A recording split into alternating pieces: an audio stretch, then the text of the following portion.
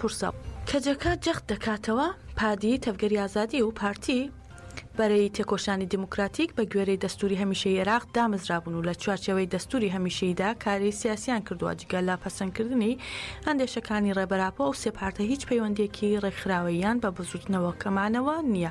هەروەها کەجەکە ڕایدەگەێنێت لە چوارچێوەی داواکاری و بانکێشتی حکوومەتی عێراق هێزەکانمان ڕوویان کردە و ناوچانە کە داعشی لێبوو لە دژی چەتەکانی داعش شڕیان کرد و ئەو ناوچانیان لە داعش ڕزگار کرد. حکوومەتی عێراق ئەو کاتە دیداری لەگەڵ بەڕێوەبەرایەتی بزوتنەوەکەمان ئەنجامدا و لە بەردەم ڕایگشتی سوپاسی بزوتنەوەکەمانی کرد. بەڵام بەداخەوە حکوومەتی عێراق لە ئێستادا لە ناو مامەڵەیەکی پێچەوانەدایە کەجەکە هەروەها ڕایدەگەێنێت هەنگاو نان لەگەڵ تێب ئەردۆغان هەنگاونانە لەگەڵ داعش. دەوڵەتی تورک بە مێشکینی عوسمانی لە هەرێمەکەدا لە هەوڵی سازکردنی هەژەمۆنی خۆیدایە. لە درێژەدا کەجەکە دەڵێ زۆر واتادارە کە لە دەیەم ساڵ یادی کۆمەڵکوژی شنگالدا بڕیاری داخستنی پادێدراوە. ئەوە بەڕوونی بەواتای هەڵویستێکە بۆ لایەنگری لە قڕکردن و دڵخۆشکردنی تورکیا. داخستنی پادێ بە تەواوەتی پلانی دەوڵەتی تورک و پەدەکەیە. لە کۆتاییدا کەجەکە ڕایدەگەێنێت دەبێت هێزە دیموکراتیکەکانی باشووری کوردستان و عێراق و ڕێکخراوە مەدەنیەکان لە بەرامبەر ئەو بڕیارە ناڕەوا و نادیموکراتیکە کە لە سەردەستی دەسەڵاتی دادوەری عێراق دراوە هەڵویست نیشان بدەن و شان بەشانی خەڵکی باشوور عێراق و شنگال بوەستن.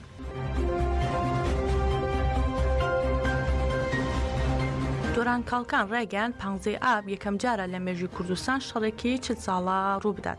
یەکێک لەو بابەتانەی کە لە بەرنامەی تایبەتدا بە شێوەیەکی بەرفراوان کاڵکان باسی لێکرد یادی 40 ساڵی هەنگاوی مێژووی 15 ئابی ساڵی 1984 بوو. کاڵکان ئەندامی دەستەی کارگێڕی پەکەکە وتی ئەگەر ئەم هەنگاوە نەنرایەت 40 ساڵ تێکۆشانی ئازادی نەدەکرا. ناتوانین بڵێنەوە یەکەم جار بوو کە پەکەکە لە کوردستان دەستی بە بەرخۆدان کرد. بەڵام ئەمە یەکەم جارە لە مێژووی کوردستاندا کە ماوەی 40 ساڵە شەڕێکی بەردەوام و ڕێکخراوەیەک بە پلانی داڕێژراوەوە بۆ ئازادی دەجەنگێت. پیرۆزبایی ڕۆژی گەریلا و زیندووبوونەوەی نەتەوەیی لە ڕێبەراپۆ و هەموو دۆستان و هێزەکانی گەریلا و فەرماندە و شەڕوانانی هەپەگا یژاستار و گەل و دۆستانمان دەکەم. هەروەها ئەندامی دەستەی کارگێڕی پاکەکە لە کەسایەتی فەرماندەی کۆچکرد و عەگید هەموو شەیدانی شەڕی ڕزگاری بەبیرهێنایەوە وتی خوڵقێنەرانی ئەم 40 ساڵە شەهیدە قارەمانەکانمانن. ئەگەر ئەم خەباتە قارەمانانە نەبووایە هیچ شتێک بە ناوی کوردایەتی و ئازادی و مرۆڤایەتی لە کوردستاندا نەدەمایەوە. هەروەها کاڵکان هەڵسەنگاندن و دەرکەوتنی گرنگی لەبارەی دوایین دۆخی شەڕ لە چیاکانی کوردستان کرد. سەرنجی بۆ هاوسەنگی شەڕ لە مانگی تەمووزدا ڕاکێشا بۆم شێوەیە بەردەوام بوو. فاشیزمی ئاکەپا مەهەپا وەزارەتی بەرگری تورکیا و فەرماندەی گشتی ئەوان ئەنجامی شەڕەکە دەشارنەوە. هێرشی داگیرکاری و لکاندنی دەکەن. بەڵام یەک وشە لە ڕۆژنامەکانی تورکیادا دەرناکەوێت. بەڵام هەپەگا ڕۆژانە ڕایگشتی ئاگادار دەکاتەوە و مانگانە ئامار بڵاو دەکاتەوە. لە باکووری کوردستان و ناوچەکانی پاراستنی میدیا لە هەموو شوێنێک شەڕ هەیە. هەروەها هێزەکانی یەپەسە و هەبەدەها لە باکوور چالاکن و واتە بەرخۆدانێکی گەورە هەیە. هێزەکانی پاراستنی خۆمان و گەریلاکانی ئازادی کوردستان بە ڕۆحی ڕێپێوانی 15 ئاب لە هەموو ناوچەیەکدا شەڕ دەکەن.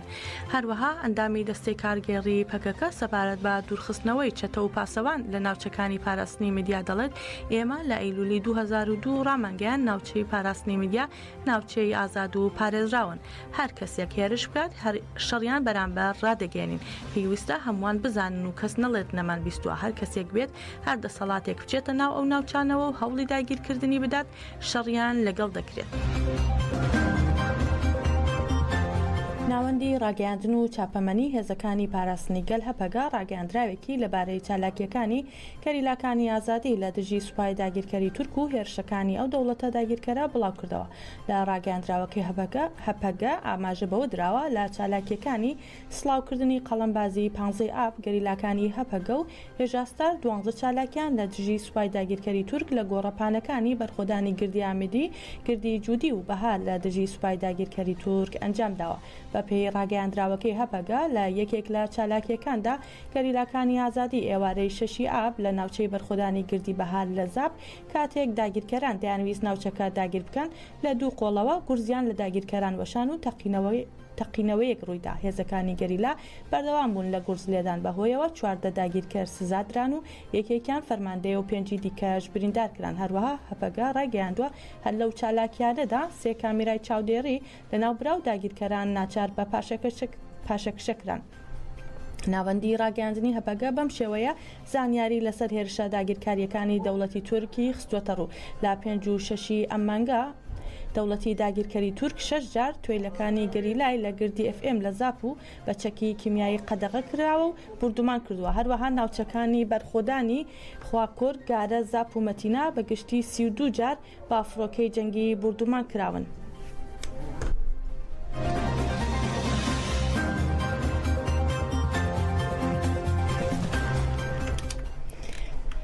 لە درێژەی چالاکی و ناڕزایەتیەکاندا لە دژی گۆشەگیری توندی سەر ڕێبەری گەلی کورد، چالاکوانان و وڵات پارێزان لە شاری درستن کۆبوونەوە و گۆشەگیری سەر ڕێبەر ئۆجەلانیان شەرمەزار کرد. لە چالاکیەکەدا بە مەبەستی زانیاری پێدان بە ڕایگشتی بڵاوکراوە دەربارەی گۆشەگیری سەر ڕێبەری گەلی کورد بەسەر هاوڵاتیاندا دابەشکرا.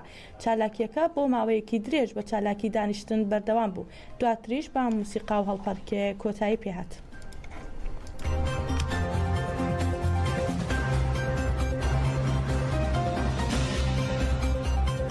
باسم الخالق العظيم إلى الرأي العام العالمي نطالبكم باسم الشعب اليزيدي وجماهير حزب الحرية والديمقراطية اليزيدي بالتريث عن هذه القرار وإعادة النظر فيها مجددا، لكون الحزب تشكلت بموجب إجازة رقم 40 الصادر من دائرة الأحزاب السياسية العراقية عام 2017 حسب قانون ونظام الأحزاب السياسية المعمول بها. وشاركت الحزب في 3 دورات انتخابية.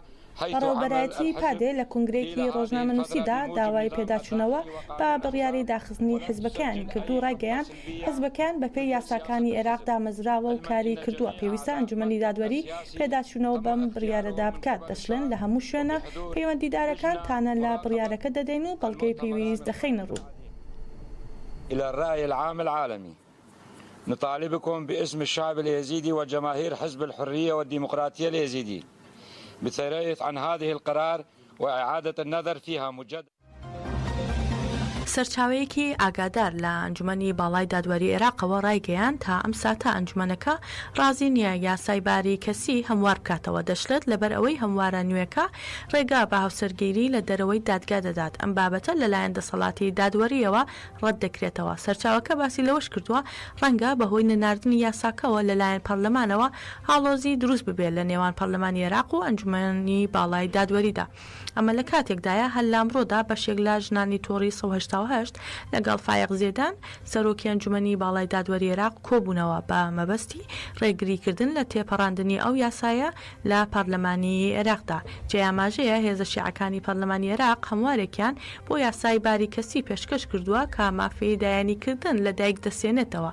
هەروەها هاوسەرگیریکردنی منداڵانی تەمەن 9 ساڵ دەشەرعێنێت. یاساناسان و چالاکوانانیش بەردەوام جەخلەوە دەکەنەوە کە ئەو یاسایە پێشلی مافی ژن و منداڵانە و کۆمەڵگەش بەرەو لێکترازان و زیادبوونی تونند و تیژی تێدا دەبات. پۆلیسی دارستان و ژینگەی پارێزگای سلێمانی بڵاوی کردەوە بە هۆکارێکی نادیار ئاگرێکی فراوان لە سنووری سیتەک کەوتوتەوە و لە ئەنجامیشدا 52 لە پۆش و پاوان و داری سروشتی و ڕز و باخی هاوڵاتیان سوتاون. بەڕێوەبەرایەتی پۆلیسی دارستان و ژینگەی پارێزگای سلێمانی ئاگرێکی فراوان لە گوندی زەردەبی سەر بە شارەدەی سیتەکی لە سنووری سلێمانی ڕاگەیان. دەشڵێن بەهۆی ئاگرەکەەوە 52 لە پوش و پاوان و باخ و ڕزی هاوڵاتیان سوتاون. هەروەها باس لەوە کراوە بە هاوکاری دانیشتوانی ناوچەکە و تیمەکانی ئاگرکوژێنەوە توانراوە ئاگرەکە کۆنتڕۆڵ بکرێت.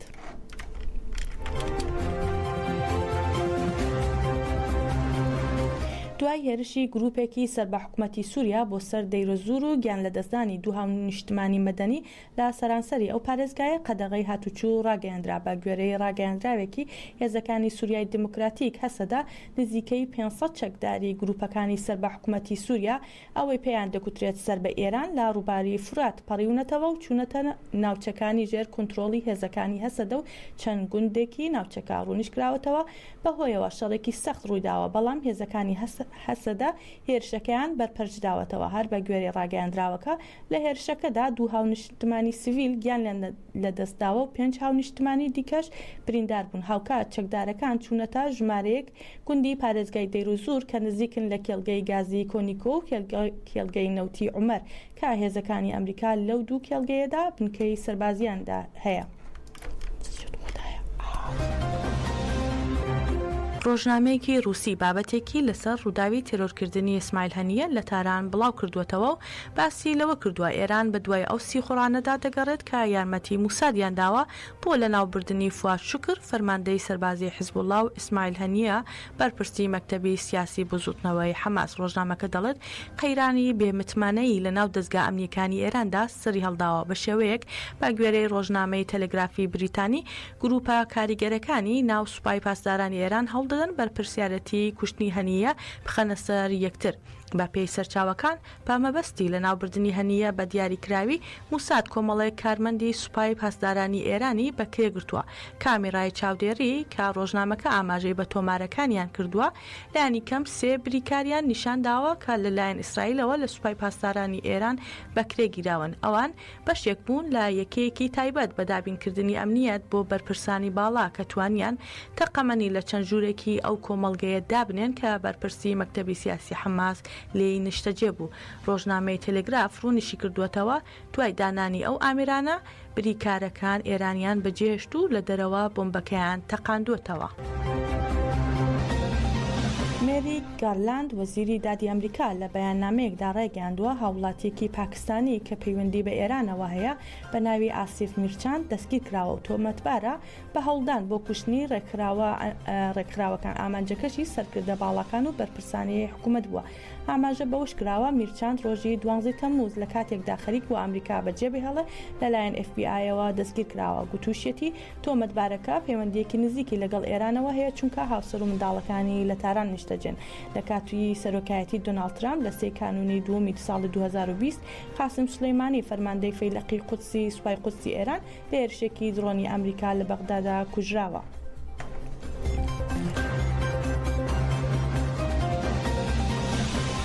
با گوێرەی راپۆرتێکی ڕۆژنامەی واشنگتۆن پۆست بەرپرسانی ئەمریکی ڕاستەوخۆ ئێران و ئیسرائیلیان ئاگادار کردوێتەوە دۆخی ناوچەکە لەوەی هەیە زیاتر ئاڵۆزی نەکەن. هەر بۆیە ئەگەر هەیە ئێران لە هەوڵی تۆڵەسەندنەوە و هێرشکردنە سەر ئیسرائیل پاشکەس بێتەوە. باوتەی ژمارەیەک لە بەرپرسانی باڵای ئیدارەی بایدن زۆرێک لە بەرپرسانی ئەمریکا کە هیشتونەتە ئەو بڕوایەی نەتانیاهو هۆکاری سەرەکی فراوانبوونی ململانەکانی ناوچەکەیان نەک ئێران، چونکە ئیسرائیل بەبێ ئاگادارکردنەوەی پێشوەختەی ئەمریکا چەند جارێک هێرشی دژی فەرماندەکانی حیزب الله و هێزە سەربازیەکانی ئێران کردووە.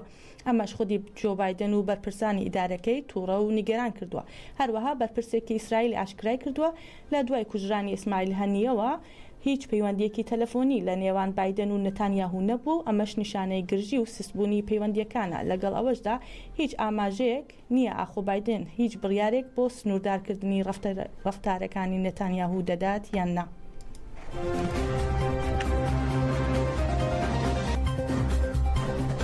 ڕۆژنامەی فاینانشال تایمز ڕایدەگەێنێت ئەمریکا هەڕەشەی گەمارۆخستنە سەر تورکیا دەکات. بەرپرسێکی ئەمریکی سەرنجی خستوەتە سەر ئەوەی ئیدارەی واشنگتۆن هەنگاوی زیاتری ناوە بۆ ڕێگەریگرتن لە ڕەوانەکردنی کەلوپەل و پێداویستی سەربازی لە تورکیاوە بۆ رووسیا و دەڵێت ئەمریکا تورکیای لەوە ئاگادار کردوێتەوە ئەگەر ڕەوانەکردنی کەلوپەل و پێداویستی سەربازی ئەمریکا لە تورکیاوە بۆ رووسیا کەم نەکرێتەوە لێکەوتەی خراپی دەبێت. ڕۆژنامەکە سەرنجی خستوەتە سەر ئەوەی کە جێگیری وەزیری بازرگانی ئەمریکا بۆ ڕاگررتنی ئەو جۆرە بازرگانیەی نێوان تورکیا و رووسیا ماوەیەک لەمەوبەر سەردانی ئەنکارا و ئیستانبولی کردووە و لەگەڵ بەرپرسانی ئەو وڵاتە کۆبووەتەوە. ڕۆژنامەکە هەروەها ڕای دەگەێنێت ئەمریکانی گەرانە لەوەی ئامێرە ئەلکترۆنیە خۆراواییەکان لە تورکیاوە هەناردەی رووسیا بکرێن.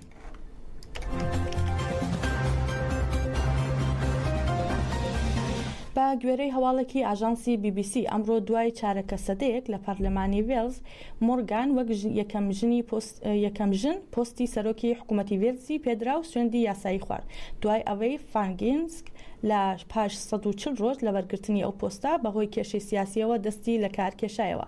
هەروەها ئاماژە بۆ کراوە هەرچەندە پەرلەمانی وێز بە شێوەیەکی یاسایی لە پشووی هاویندایە، بەڵام ڕۆژی سێشەمبە ئەندامانی پەرلەمان بانکێش کراون بۆ ئەوەی متمانە بە ئیلینۆیت مۆرگان بدەن تاوەکو سەرۆکی حکوومەتی وێز دەست بەکار بێت. هەواڵەکانمان پێشکەشکردن. هەر شاد بن.